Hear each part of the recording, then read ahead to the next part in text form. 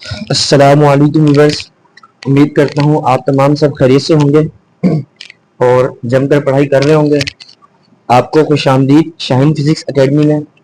जैसा कि आप लोग जानते हैं कि हम इस चैप्टर पे, इस प्लेटफॉर्म पे हम जो है क्लास 9 और मैट्रिक की फिजिक्स डिस्कस करते हैं। ठीक है, आज का जो हमारा टॉपिक है वो टॉपिक है हमारा third equation of motion. Topic की जानिब मूव ऑन करने से पहले अगर आप इस चैनल पर न्यू हैं तो चैनल को लाइक करें, सब्सक्राइब करें, और अगर आपने इससे पिछले वीडियोस नहीं देखी तो काइंडली मेरी आप लोगों से रिक्वेस्ट है कि पहले आप जाके वो वीडियो देखें, उसके बाद इस टॉपिक पे आइएगा। तो मूव ऑन करते हैं वक्त ज़ाया किए बगैर अपने इस लेक्चर की जानिब। आज के लेक्चर में हमने डिस्कस करनी है थर्ड इक्वेशन ऑफ मोशन। अगर बोर्ड के पॉइंट ऑफ व्यू से देखी जाए ये डेरिवेशन, तो बोर्ड के पॉइंट ऑफ व्यू से ये डेरिवेशन बेतहाशा इंपोर्टेड डेरिवेशन है। आप अगर 10 ईयर खोल के देखें तो 10 ईयर में एक साल छोड़ के अल्टरनेटिवली एक साल छोड़ के नेक्स्ट ईयर लाजमन या लॉन्ग सेक्शन में थर्ड इक्वेशन ऑफ मोशन की डेरिवेशन आपसे आती है। ठीक है, तो आज की क्लास में हमने तफसील से समझ ली है कि थर्ड इक्वेशन ऑफ मोशन के फॉर्मूले को हम कैसे यूज कर सकते हैं। ठीक है, तो देखें कोई भी डेरिवेशन होती है, उस डेरिवेशन के लिए तीन चीजें होती हैं। कौन कौन सी तीन चीजें होती हैं? पहली चीज होती है डेरिवेशन की डायग्राम, दूसरी चीज होती है डायग्राम के एक्सप्लेनेशन, और तीसरी चीज होती है हमने फॉर्मूला ड्राइव करना होता है। ठीक है, जब भी आपसे कहा जाएगा कि आपने फॉर्मूला ड्राइव करना है तो आपने कितने स्टेप पे काम करना है? 3 स्टेप में। कौन कौन से? पहली चीज डायग्राम, दूसरी चीज एक्सप्लेनेशन, और तीसरी चीज फॉर्मूला ड्राइव करना है। ठीक है, तो किसी भी डेरिवेशन के लिए कितनी चीजें होती हैं? 3 चीजें होती हैं। उसके बाद आपके पास जब कोई भी डेरिवेशन होगी, डेरिवेशन को रट्टा नहीं लगाया जाता, कॉन्सेप्ट की बुनियाद पे उसे समझा जाता है। ठीक है, तो जो है यहाँ पे जब भी कोई भी डेरिवेशन होगी आपके पास, तो आपने जो है ये सोचना है कि पहले आपके जहन में दो सवाल आना चाहिए। ठीक है, कोई भी डेरिवेशन है, कोई भी डेरिवेशन है, दो सवाल होना चाहिए। पहला सवाल कि ये हम क्या ड्राइव करने जा रहे हैं, और दूसरा सवाल हम कैसे ड्राइव करेंगे। ठीक है, अब ये जो पहला सवाल है क्या ड्राइव करने जा रहे हैं, हम ड्राइव करने जा रहे हैं थर्ड इक्वेशन ऑफ मोशन, और थर्ड इक्वेशन ऑफ मोशन की हम स्टैंडर्ड फॉर्म ड्राइव करने जा रहे हैं, और वो स्टैंडर्ड फॉर्म है क्या? 2as is equals to vf square minus vi square. ठीक है, हम ये चीज ड्राइव करना जा रहे हैं। अब हमें ये तो पता लग गया हम क्या ड्राइव करना चाह रहे हैं। अब हम जो है अपने क्वेश्चन नंबर 2 पर गौर करते हैं कि वो चीज कैसे ड्राइव होगी। देखिए मैंने आपको दो सवाल किए। पहला सवाल कि हम क्या चीज ड्राइव करेंगे, और दूसरी वो चीज ड्राइव कैसे होगी। ठीक है, अब उस पर गौर करते हैं वो चीज ड्राइव कैसे होगी। तो स्टेप बाय स्टेप समझेंगे। सबसे पहले डायग्राम आ गई। डायग्राम में हमने क्या दिखाया? दो बॉक्सेस दिखाए, और उस बॉक्स वो दो बॉक्सेस एक पॉइंट ए में है और एक दूसरा पॉइंट बी पर है। ठीक है, सेम यही बॉक्स जो है पॉइंट ए पर है। जब हमने इसके ऊपर फोर्स अप्लाई की, फोर्स अप्लाई करने की सूरत में ये कहां पर आ गया? पॉइंट बी पर आ गया। इसके साइज में कोई फर्क नहीं आया, लेकिन मेरे से बनाने से तो इसका जो पॉइंट बी पर जो है इस बॉक्स का साइज बड़ा हो गया, लेकिन साइज दोनों का सेम है। ठीक है, जब हमने इस बॉक्स ए पर फोर्स अप्लाई की, फोर्स अप्लाई करने की सूरत में ये क्या करेगा? मूव करेगा। किस जानिब मूव करेगा? जिस जानिब हमने इसके ऊपर फोर्स अप्लाई की है ये उसी जानिब में मूव करेगा। ठीक है, अब ऐसा तो नहीं है कि ये जो है ना ता क़यामत मूव करता रहेगा। ठीक है, ये कब तक मूव करता रहेगा? जब तक मेरी जो है इस फोर्स का असर इस बॉक्स के अंदर रहेगा तब तक मूव करता रहेगा। उसके बाद क्या आ जाएगा? एक ना एक पॉइंट पर रेस्ट की हालत में आ जाएगा। तो जब मैंने इस बॉक्स पर जो पॉइंट ए पर रखा हुआ है, मैंने इसके ऊपर फोर्स अप्लाई की, फोर्स अप्लाई करने की सूरत में ये मूव करता करता पॉइंट बी पर आ गया। बी पर आ गया, ये क्या हो गया? स्टॉप हो गया। पॉइंट ए से बी तक इसने जो डिस्टेंस कवर किया उसको हमने एक्स से रिप्रेजेंट किया, और यकीनन पॉइंट ए से बी तक पहुंचने में इसका कुछ ना कुछ टाइम भी लगा होगा। तो ये चीजें आ गई डायग्राम में। डायग्राम में मैंने आपसे कितनी चीजें डिस्कस की हैं? 3 चीजें। पहली चीज दो बॉक्सेस हैं, उसके ऊपर फोर्स अप्लाई की, फोर्स अप्लाई करने की सूरत में उन बॉक्सेस ने क्या कवर किया? डिस्टेंस कवर किया।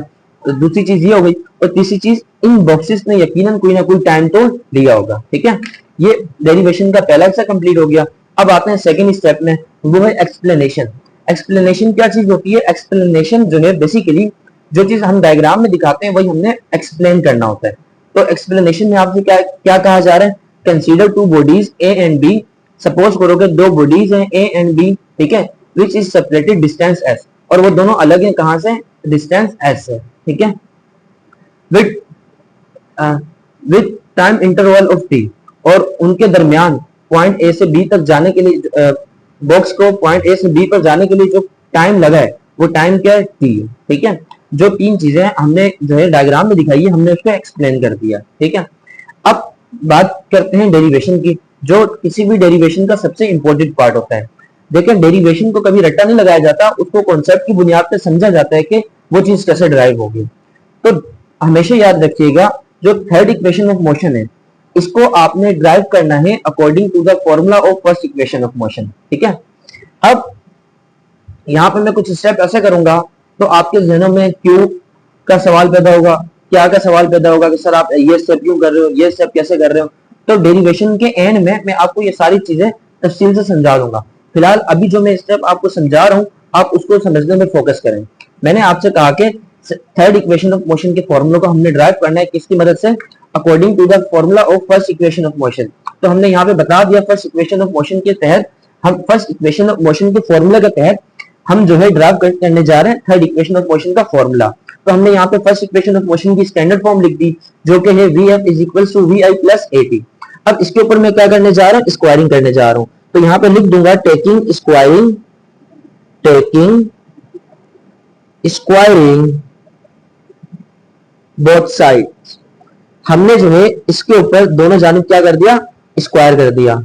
तो Vf का भी होल का स्क्वायर हो गया और is equal to Vi plus AT का भी होल का स्क्वायर आ गया, ठीक है।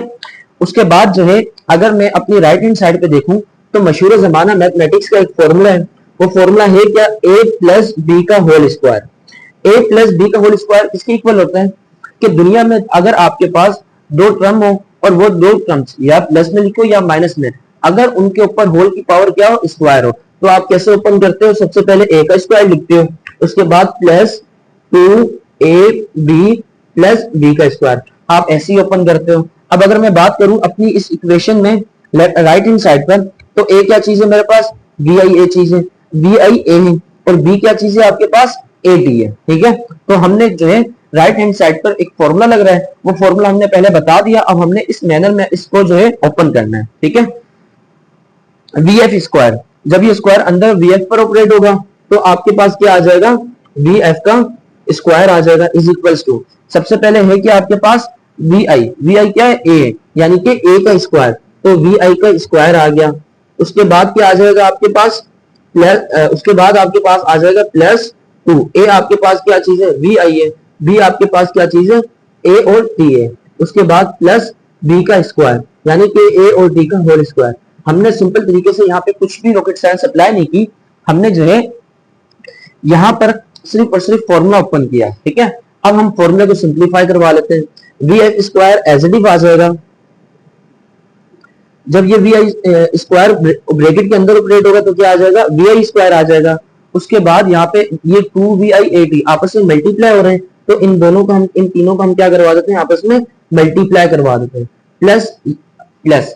उसके बाद ये स्क्वायर जब ब्रैकेट के अंदर ऑपरेट होगा तो A का स्क्वायर आ जाएगा और T का स्क्वायर आ जाएगा। अब यहाँ पे मैं एक कंफ्यूजन क्लियर करता चलूं, अक्सर बच्चों का इस सिस्टम में क्वेश्चन प्रोड्यूस होता है।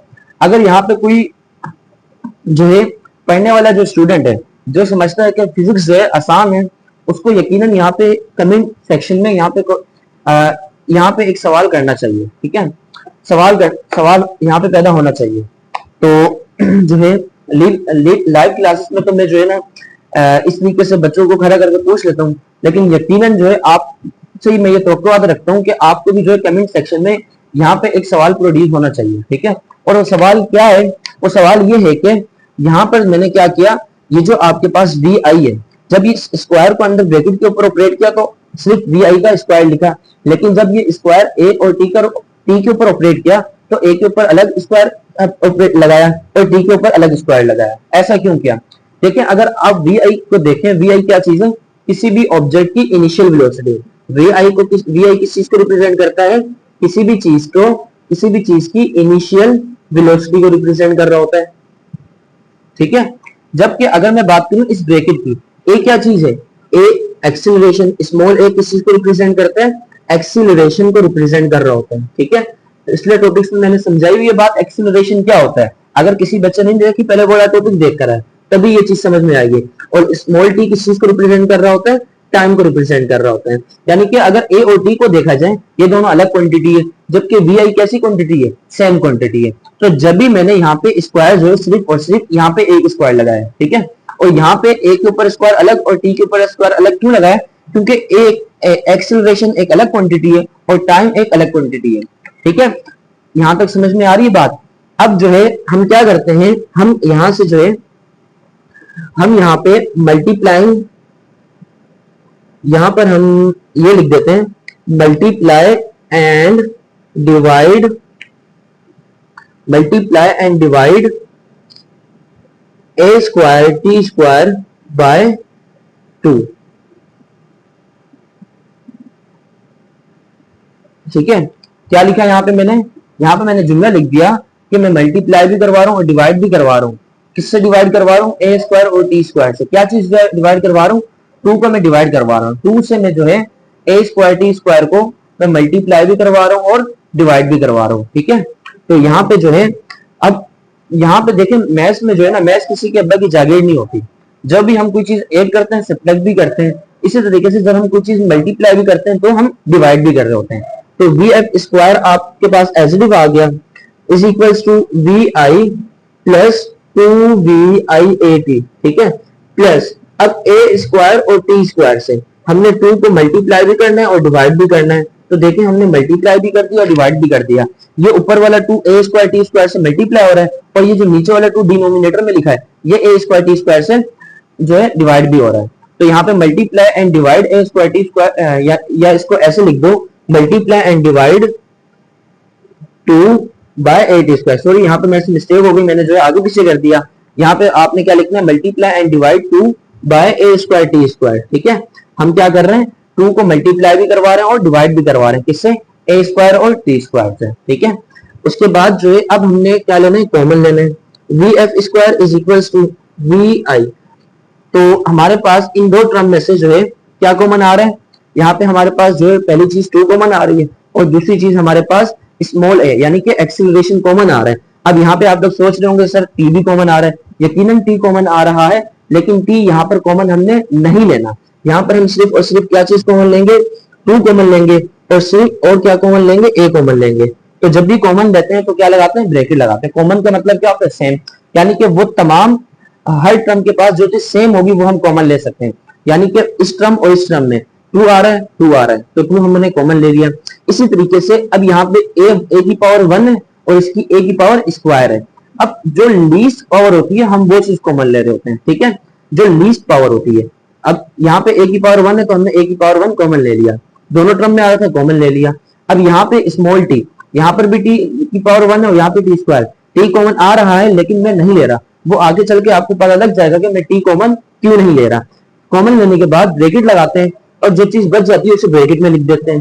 2 और v, 2 और a कॉमन ले लिया तो ब्रैकेट में क्या बचा, वी आई टी बचा, ठीक है, प्लस अब 2 ऊपर से कॉमन ले लिया, जहां से कॉमन लेते हैं वहां पे क्या बचता है, 1 बचता है। अब यहाँ पर भी यकीनन 1 बचा होगा, बिल्कुल बचा होगा, तो 1 क्या होगा, मल्टीप्लाई होगा। जब वी आई टी से 1 मल्टीप्लाई होगा तो सिंपल तरीके से क्या आ जाएगा, वी आई टी ही आ जाएगा। तो अब यहाँ पे हमने जो है a कॉमन लिया हुआ है तो a की पावर 1 कॉमन ली है, तो यहाँ पे क्या है, a की पावर स्क्वायर, जब स्क्वायर में से 1 गया तो क्या बचा, a ही बचा, a की पावर 1 बची और t स्क्वायर ऐसे आ गया, ठीक है।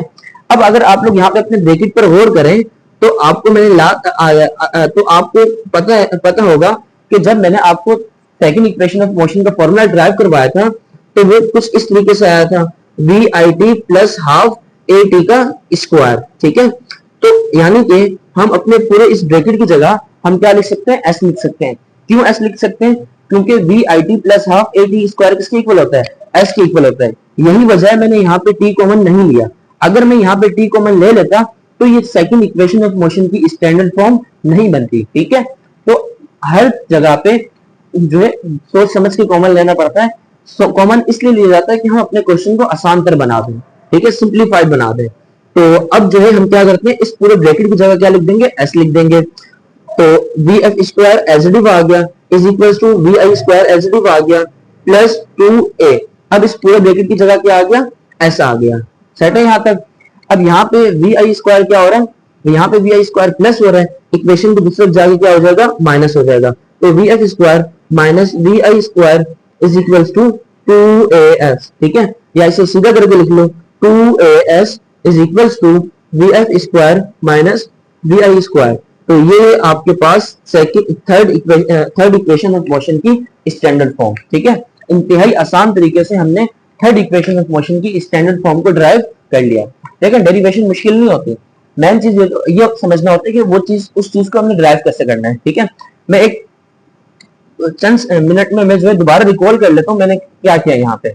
सबसे पहले मैंने यहाँ पे जो है ना फर्स्ट इक्वेशन ऑफ मोशन को इस्तेमाल किया, इसके ऊपर स्क्वायरिंग की, स्क्वायरिंग करने के बाद एक फॉर्मूला लग रहा था, फॉर्मूला ओपन कर दिया। फॉर्मूला ओपन करने के बाद जो है यहाँ पे मैंने 2 को मल्टीप्लाई भी करवा दिया, डिवाइड भी करवा दिया, किससे, ए स्क्वायर टी स्क्वायर को, ए स्क्वायर टी स्क्वायर से। उसके बाद 2 और एक कॉमन लिया, V I T plus half A T square बच गया। ये इक्वल होता है किसके, एस के, इसको एस की जगह लिख दिए। ये वी स्क्वायर से प्लस हो रहा है, इक्वेशन की तरफ जाके माइनस हो रहा है, हमने इसको left hand side, right hand side को पहले लिख दिया और लेफ्ट हैंड साइड को बाद में लिख दिया। तो 2s is equal to V F square minus V square. देखें अब आपके जहनों में सवाल पैदा हो रहा होगा कि सर हमें कैसे पता लगेगा कि हमने यहाँ पे फॉर्मूला ओपन करना है, यहाँ पे हमने स्क्वायरिंग करनी है, यहाँ पर हमने इस स्टेप में आके जो है ना 2 को ही जो है हमने ए स्क्वायर टी स्क्वायर से मल्टीप्लाई भी करवाना है, डिवाइड भी करवाना है। तो इन सारे सवालों का जवाब है कि आपको सिर्फ और सिर्फ प्रैक्टिस से पता लगेगा। जितने आप प्रैक्टिस करेंगे उतना ही आप जो है इस चीज में एक्सपर्ट हो जाएंगे, ठीक है। तो सिर्फ और सिर्फ फिजिक्स, मैथ, ये सारी चीजें प्रैक्टिस का ही नाम है। जितना आप प्रैक्टिस करेंगे उतनी ही आपकी ये चीज अच्छी हो जाएगी, ठीक है। इतनी प्रैक्टिस करें कि जो है कल को आप हमें आकर समझाएं कि ये चीज अच्छी है, ठीक है। आपकी फिजिक्स और मैथ जो है हमारे से भी अच्छी हो जाए। तो उम्मीद करता हूँ आपको ये वीडियो जो है समझ में आई होगी। अगर आपने वाकई कुछ सीखा है तो लाजमी इसको अपने स्कूल के दोस्तों और कोचिंग के जो आपके ग्रुप्स बने होते हैं उन तक शेयर करें। मैं सदका जारी समझ के सिर्फ और सिर्फ आप ही लोगों के लिए ये मेहनत कर रहा हूँ। मिलते हैं आप लोगों से नेक्स्ट वीडियो में। अल्लाह हाफिज, अपना बहुत सारा ख्याल रखिएगा।